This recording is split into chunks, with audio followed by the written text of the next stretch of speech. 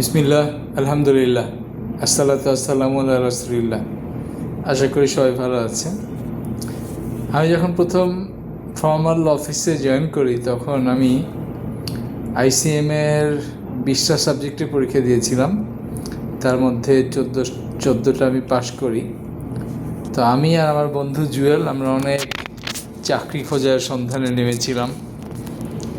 তো যাই হোক, আমার একটা অদ্ভুত ব্যাপার ঘটে। আমার আরেক বন্ধু, তার নাম ডার্সি, তো সে তখন সিএসসিসি পাশ করে, আমি তখন আইসিএমে পাশ করি।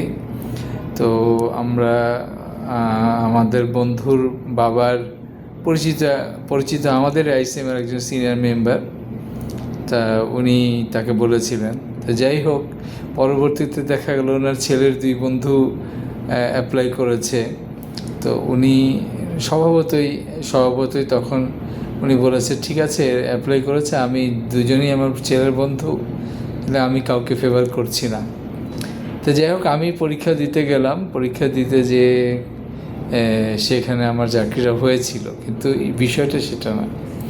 বিষয়টা হলো ইন্টারেস্টিং জিনিস, সেটা হচ্ছে যে আমি ওখানে 1400 পাশ করে ঢুকেছি এবং প্রথম পরীক্ষায় আরও 200 পাশ করে যাই। আমি কয়েকদিন পর একটা পরীক্ষার রেজাল্ট দেয়, ওইটা হয়তো 200 পাশ করে যাই, মানে আমি 1600 পাশ করে যাই। এরপর আমি আরেকটা পরীক্ষা দিই ওই অফিসে থেকে, ওই পরীক্ষায় এটা আমার 0 রেজাল্ট আসে। কিন্তু প্রথমে আমার কানে এসেছিল যে আমি কোয়ালিফাই করেছি, কিন্তু আলটিমেটলি দেখা যায় 2 লেভেলের একটা করে কোয়ালিফাই করার কারণে আমার রেজাল্ট আলটিমেটলি 0 হয়ে যায়।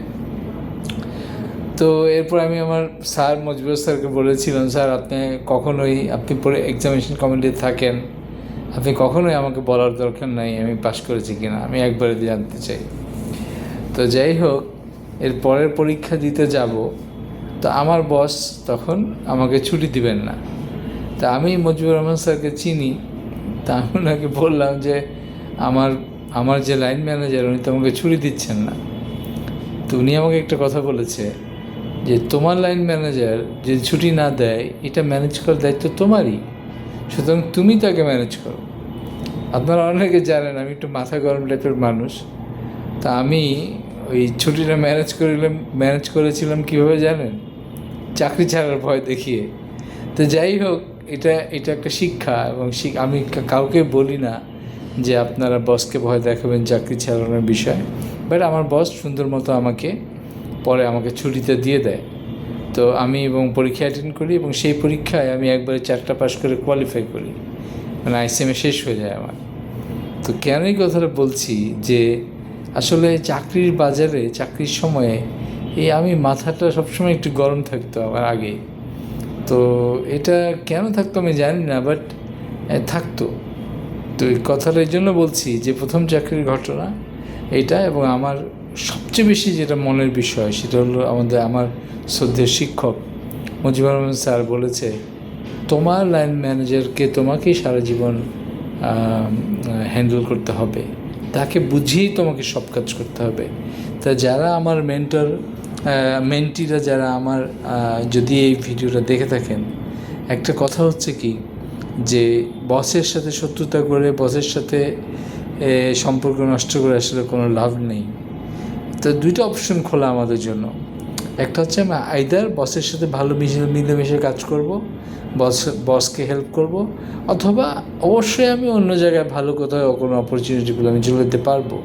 কিন্তু শিখতে হবে ইমোশনাল ইন্টেলিজেন্স। এই শব্দটা আমরা শুনিও নাই তখন, এখন যেহেতু শুনি, সুতরাং ইমোশনালি আমাদেরকে ইন্টেলিজেন্ট হতে হবে। সবচেয়ে বড় বিষয় যেটা আমি আজকে বলতে চাই সেটা হলো বসের সাথে ভালো রিলেশন ম্যানেজ করে চলার মতো অ্যাবিলিটি আপনাকে আমাকে অর্জন করতেই হবে।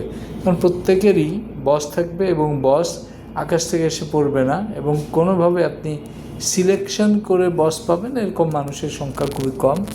পায় না যে তা না, পায়। আপনি যদি কিছু সিলেক্ট করতে হয় তাহলে এমন একজন বসকে সিলেক্ট করুন যিনি আপনাকে কাজ শেখায়, আপনাকে তৈরি করে, এবং আপনার দুঃখ, কষ্ট, স্বপ্ন এগুলি বোঝে। আপনার বস যদি আপনার স্বপ্ন না বোঝে, আপনি অনেক বড় কিছু হতে চান। আসলে আমি দেখেছি অনেকেই তাদের বসের থেকে অনেক বড় হতে চায়, সেইটাকে পর্যন্ত যারা সাপোর্ট করে তারাই রিয়েল বস, তারাই রিয়েল বস।